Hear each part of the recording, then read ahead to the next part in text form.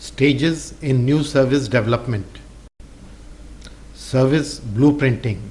The challenge in developing a new service is to describe and depict the service at the concept development, product development, and market testing stages.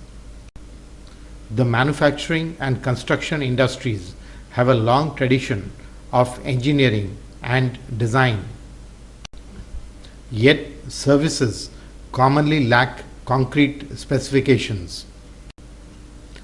A service blueprint is a diagram that accurately portrays the service system so that the various people involved in delivering it can understand their own roles. It breaks down the service into its component steps or tasks, depicts point of interaction, and illustrates actions that are taken on stage, off stage, and in support areas. Service blueprinting involves defining the process, the points of contact, and the physical evidence of the service. Blueprint components. Customer actions. The customer actions area encompasses the actions and steps the customer takes in asking for, availing of, consuming, and paying for the service. In the process, the customer is served by two types of personnel. The personnel he interacts with, these are the on-stage employees who are visible to the customer.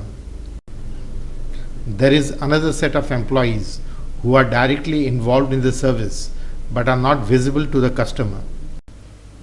The blueprint can be used to study customer interactions.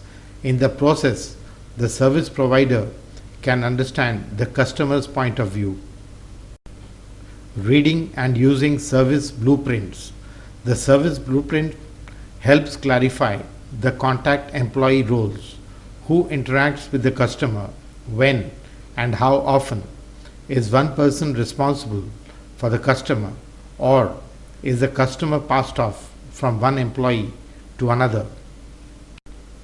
How does the handing off take place from one service employee to the next in the sequence? From the service employee to the customer, what is the quality of interaction? The service blueprint enables integration of the various service elements. It helps understand where each employee fits into the overall service. Service redesign. The blueprint is examined to see whether some complexity can be removed from the customer's point of view. The service blueprint provides an overview of the service. Each employee can relate to what I do as part of the whole.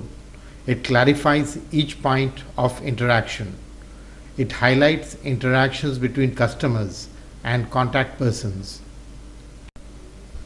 The line of visibility promotes conscious decisions on what the customer should see. The line of internal interaction clarifies interfaces across departmental lines. It helps all players to look at the service in a comprehensive manner from the customer's point of view and not from the viewpoint of individual departments. It provides a basis for identifying and assessing cost, revenue, and capital investment in each element of the service. It constitutes a rational basis for both internal and external marketing. Interactions provide data for creating advertising and customer communication messages. It facilitates top-down and bottom-up communication. Managers can identify and support grassroots employees working on the front line and in support teams. Similarly, employee work teams can create service maps communicating their experience to top management.